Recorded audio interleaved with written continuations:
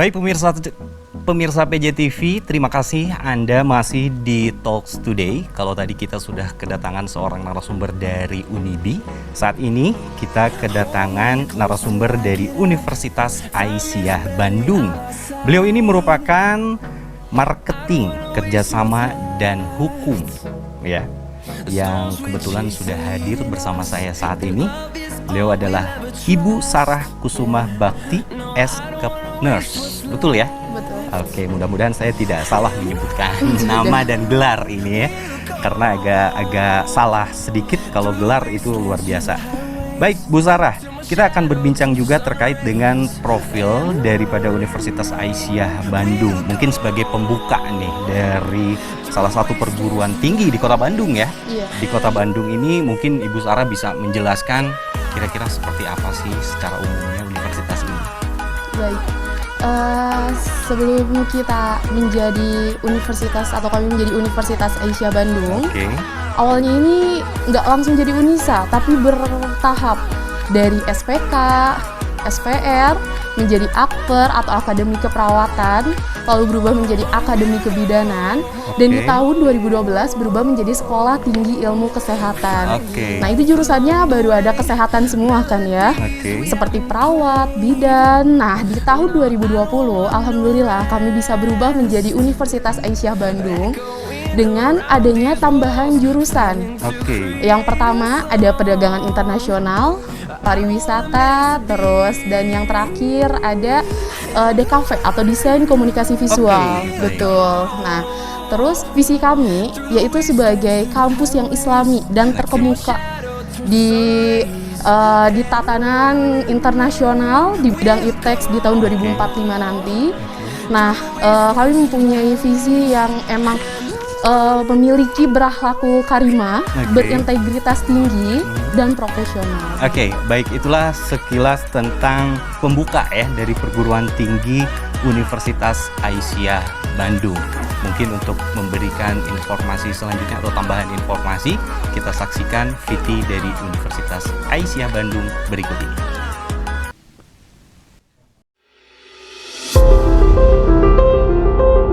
Pada tahun ini Universitas Aisyah Bandung hadir sebagai perguruan tinggi yang akan mencetak lulusan-lulusan terbaik yang dapat berkontribusi nyata untuk masyarakat Indonesia. Menjadi universitas yang unggul dalam ilmu pengetahuan, teknologi, kesehatan, dan seni berdasarkan nilai-nilai Islam berkemajuan tingkat internasional tahun 2045. Atas dukungan berbagai pihak, Universitas Aisyah Bandung hadir untuk terus berkembang, berinovasi, dan berjalan beriringan bersama-sama, membangun dan berkontribusi secara nyata untuk Indonesia.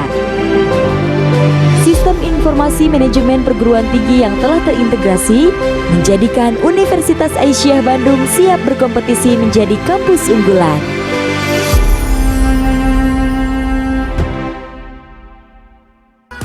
Ya, pemirsa, itulah VT dari Universitas Aisyah Bandung, dan kita lanjutkan lagi perbincangan kita terkait dengan profil mungkin ya dari Universitas Aisyah Bandung. Kalau tadi juga sudah disampaikan di awal bahwa ternyata Universitas Aisyah Bandung ini perjalanannya cukup panjang ya.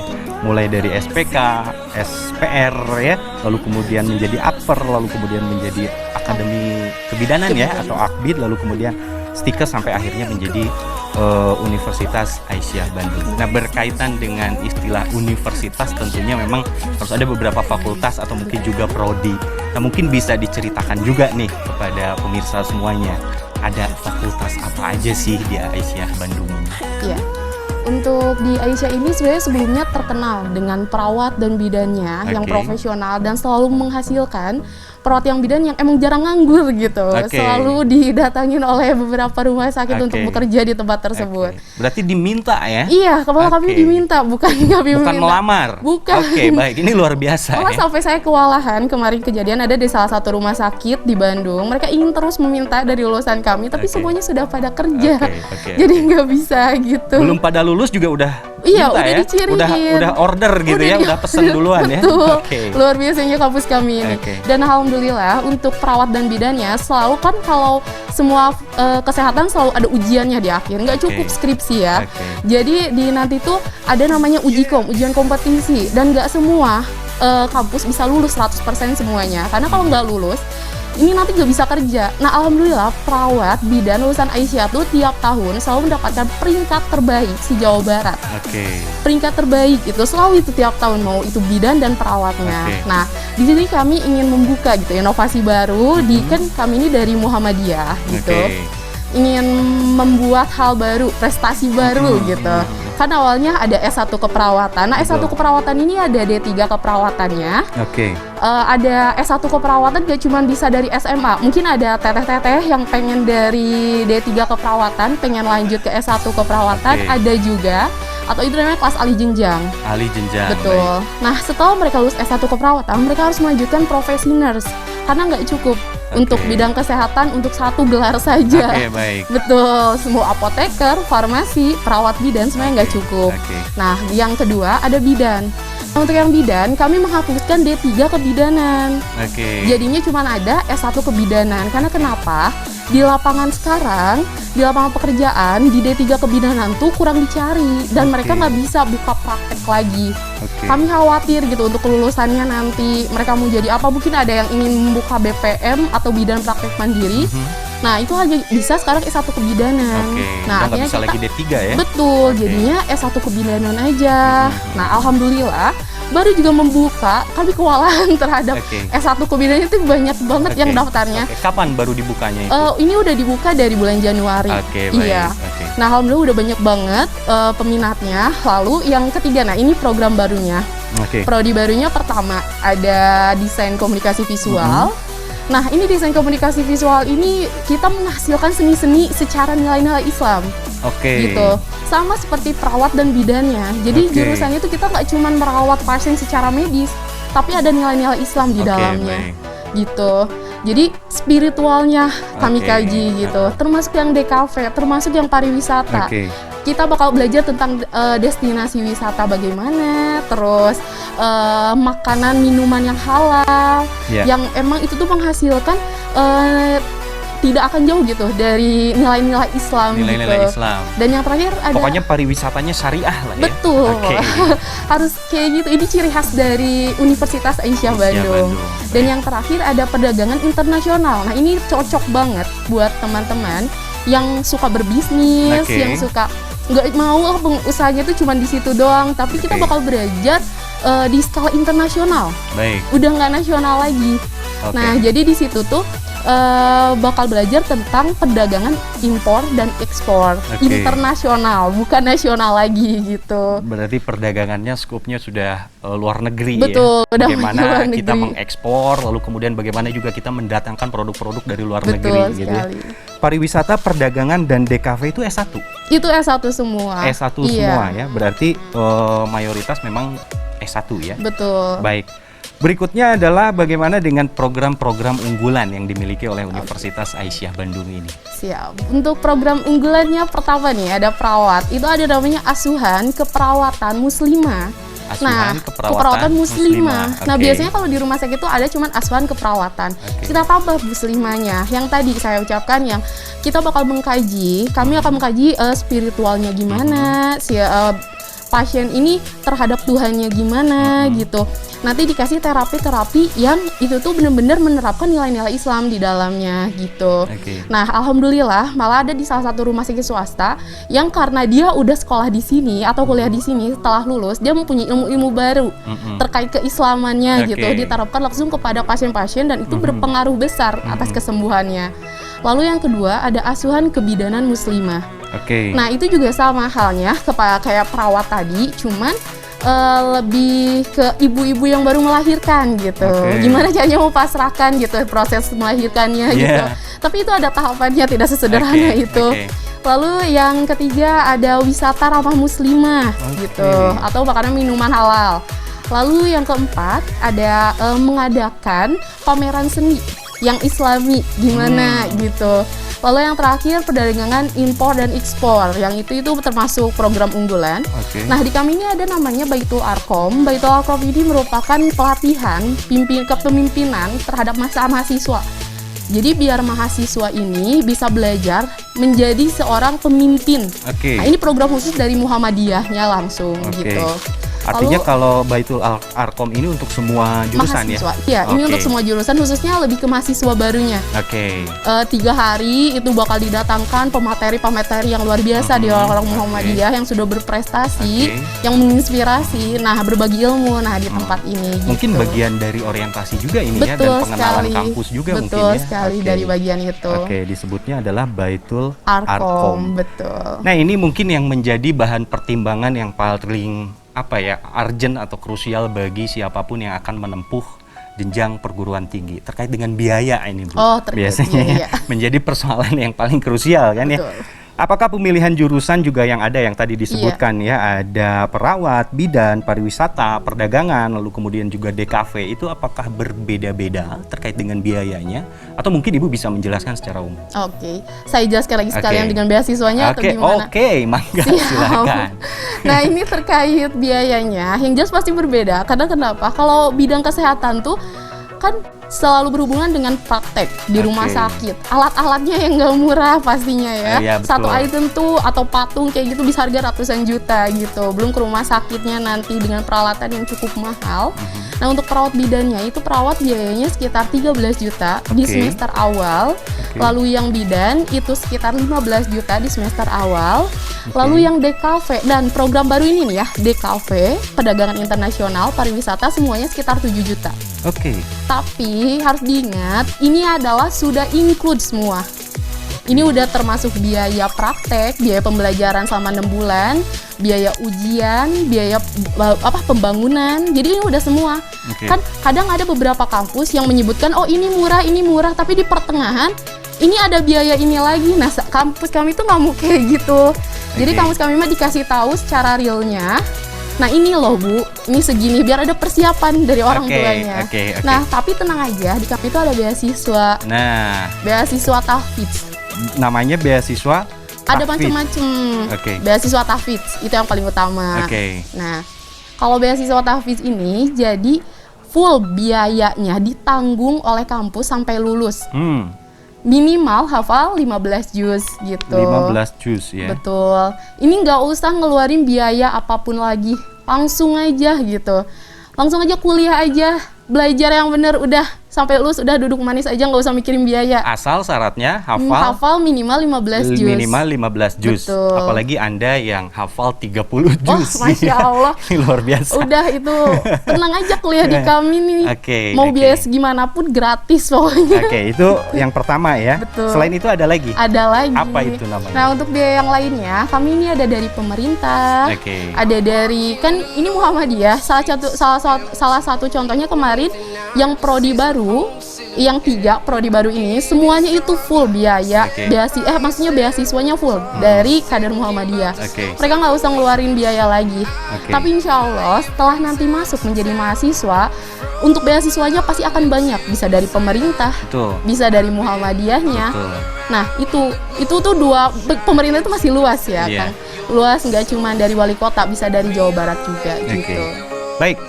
Ini masih terkait dengan beasiswa yang ditanyakan oleh Dila dari SMK Negeri 3 Bale Endah. Halo Dila, selamat sore. Mohon izin bertanya terkait program beasiswa non-bidik misi katanya, yang dapat atau yang mungkin didapat gitu ya oleh calon mahasiswa. Bagaimana persyaratannya? Mungkin apakah ada dulu deh dari non-bidik misi gitu? Ya. Nah untuk terkait beasiswa tersebut itu baru didapatkan setelah menjadi mahasiswa. Gitu. Tapi ada kemarin ada beasiswa dari wali kota. Jadi yang untuk bidik misi ini ada biaya pemotongan sekitar 4.800.000. Itu per semesternya. Jadi kalau mengajukan 4.800.000, sekitar 4.800.000. Range-nya sekitar segitu. Nah, itu yang biasanya sering rutin gitu ya, ada beasiswanya yang dari situ. Tapi tidak, kalau dari Muhammadiyah juga banyak. Apalagi kalau emang orang tersebut orang khusus dari Muhammadiyah, insya Allah pasti banyak bantuannya. Oke, ya itu Dila ya, mudah-mudahan menjawab pertanyaan dari Dila tadi. Kemudian yang kedua, Assalamualaikum, katanya saya Devi Nurpika dari SMK Karisma Nusantara Banjaran. Selamat sore Banjaran. Apakah di Universitas Aisyah Bandung terdapat kelas karyawan? Nah ini ada atau tidak?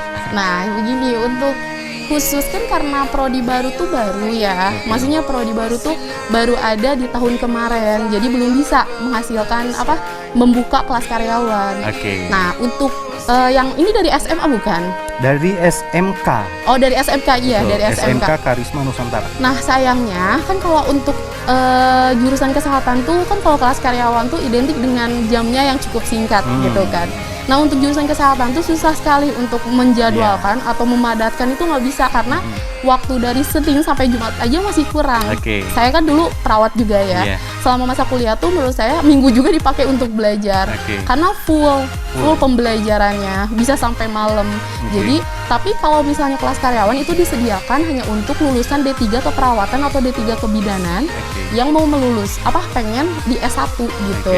Nah karena di S1 ini mereka kan sudah punya bekal skill gitu dari D3-nya. Jadi dibukalah untuk kelas karyawan tapi khusus yang lulusan D3 gitu. Begitu ya. Siapa tadi? Nurpika ya, Devi Nurpika. Semoga menjawab pertanyaannya tadi. Lalu terkait dengan tadi sudah dijelaskan juga terkait dengan profil lulusan di awal-awal ya, terutama memang profil atau lulusan-lulusan keperawatan atau perawat yang tadi banyak dicari, belum lulus tapi udah diminta gitu. Nah itu juga mungkin bisa diceritakan lagi terkait dengan fakultas-fakultas yang lainnya atau jurusan-jurusan yang lainnya. Bagaimana dengan bidan pariwisata, perdagangan, dan DKV mungkin? Oke, siap. Nah untuk yang tadi kan sudah dijelaskan ya terkait perawatnya. Nah kalau yang bidan ini, kalau bidan itu udah banyak yang sukses untuk membuka bidan praktek mandiri. Nah itu lebih ke entrepreneur malah mereka tuh. Karena bidan tuh secara ini tuh luas kan. Jadi bisa membuka terapi untuk ibu hamil atau terapi untuk anaknya, pijat bayi, dan itu tuh masih banyak pelatihan gitu. Nah kalau untuk yang pariwisata, nah adik-adik bisa buka wisatanya itu yang gimana sih, lebih wisata umroh haji yang tersusun, terapi, terus bisa bener-bener nilai-nilai Islamnya itu ada di dalamnya gitu, meskipun itu bukan umroh gitu. Jadi kan kadang kita kalau misalnya wisata tuh belum tentu gitu itu halal atau enggaknya, tapi itu khusus benar-benar tidak melanggar gitu, dan nilai Islam itu bakal dipelajari di sini. Atau yang kita kenal dengan bahasa umumnya adalah wisata religi. Betul, nah itu. Dengan perdagangan internasional bagaimana? Perdagangan internasional itu lebih ke pertama ada kayak saham. Itu akan dipelajari di sini. Saham tuh kan sekarang lagi naik banget ya. Lagi naik banget, apalagi di sini tuh bakal dipelajarin banget lah gimana cara suksesnya kayak gitu. Terus marketing. Nah, lebih ke marketing gimana sih cara penjualannya gitu. Itu masih sangat luas, apalagi DKV nih. Kalau DKV itu bukan cuma sekedar gambar-gambar saja ya. Tapi sekarang tuh di hidup pandemi ini semua usaha nggak ada yang menggunakan tenaga usaha lulusan DKV. Karena kan semua itu harus melek teknologi. Gimana cara menjual atau menampilkan suatu hal iklan yang menarik tuh ya orang DKV yang bisa menyukseskannya. Bagaimana caranya agar produk tersebut bisa menarik perhatian dengan cara-cara visual begitu ya. Berikutnya ini sudah ada masuk pertanyaan lagi melalui line chat kami. Ada dari Silma Agnia dari SMK Negeri 1 Rancaikek. Katanya beliau ingin bertanya, jurusan teknik komputer jaringan apakah bisa masuk di jurusan kebidanan? Iya. Iya betul, kebidanan. Nah, ya saya tuh belum ngasih tahu info ini nih. Sebenarnya kita tuh menerima mau kamu SMK, mau kamu dari MA, mau kamu dari jurusan apapun gitu ya, mau IPS sekalipun, mau daftar ke kita tuh pasti insya Allah bisa. Nih, sebelumnya walaupun nggak ada basic sebelumnya di SMK. Enggak, itu nggak ngaruh sebenarnya. Karena kenapa di sini tuh kami belajar dari nol banget gitu. Dari basic banget sampai perawat bidan tersebut tuh mengerti gitu tentang ilmunya. Malah sekarang yang udah kerja tuh emang lulusannya rata-rata pendaftarnya dari SMK kayak tata boga, perhotelan, malah ikut masuk bidan itu. Tapi alhamdulillah setelah lulus mereka sukses sama dengan hal lainnya yang dulunya SMK keperawatan gitu. Oke, baik, itu Silma Agnia ya, jangan khawatir karena sekarang mungkin menempuh jalur pendidikannya di SMK dengan jurusan teknik komputer. Kalau ada niat ingin jadi bidan, jangan khawatir, bisa katanya ya, ngurusin komputer sekarang jadi ngurusin pasien gitu ya, nggak ada masalah karena belajar lagi dari nol ya. Baik, Ibu, sebagai penutup di segmen kita kali ini, mungkin ada closing statement atau ada pesan-pesan yang ingin disampaikan kepada pemirsa semuanya, terutama bagi calon-calon mahasiswa. Silakan. Nih, untuk adik-adik yang mau mendaftar, tenang nih, mau kamu jurusan dari apapun, insya Allah bisa. Apalagi nih ya, untuk bulan sekarang sampai tanggal 15 April bakal ada jalur non-tes. Jadi nggak usah capek-capek belajar, kalian tuh udah capek buat belajar, buat ujian sekolah. Di sini tuh non-tesnya dihilangin, maksudnya tesnya ini dihilangin. Jadi tinggal mengisi formulir pendaftaran, lalu membayar pendaftaran. Nah itu tuh bisa langsung diterima, asalkan berkas-berkasnya aja lengkap gitu. Jadi nggak usah tes-tes lagi. Dan untuk prodi yang baru, yang tadi DKV, perdagangan internasional, dan pariwisata, itu gratis pendaftaran. Nggak usah bayar. Pokoknya nggak ada pungutan biaya selama pendaftaran, asal berkasnya aja lengkap. Terus kalau untuk info lebih lengkapnya bisa follow IG Unisa_Bandung. Nah di sana banyak info-info lebih lengkap di sana, dan Facebooknya Unisa atau Universitas Aisyah Bandung. Itu sama kayak YouTube. Terakhir, letaknya ada di mana? Oke, untuk letaknya kita tuh punya banyak gedung. Sebenarnya kita tuh mau pindah, mau lebih gede gitu ya, di sekitar daerah Bale Endah belah sananya lagi. Tapi untuk sementara sekarang ada di Jalan Kiai Haji Ahmad Dahlan. Itu di belakang Palasari. Jadi mau beli buku teh gampang. Betul, strategis sekali. Betul, ya. Mau ke mall juga gampang. Iya, gitu ya, hotel beli buku, banyak. Gitu ya. Hotel juga banyak. Bukain parfum gitu. Oke. Baik, terima kasih Ibu Sarah Kusuma Bakti atas kehadirannya selaku marketing dan kerjasama serta hukum dari Universitas Aisyah Bandung. Pemirsa PJTV, jangan kemana-mana karena usai jeda pariwara berikut kami masih ada satu narasumber lagi dari Universitas Bale Bandung. Kami akan segera kembali.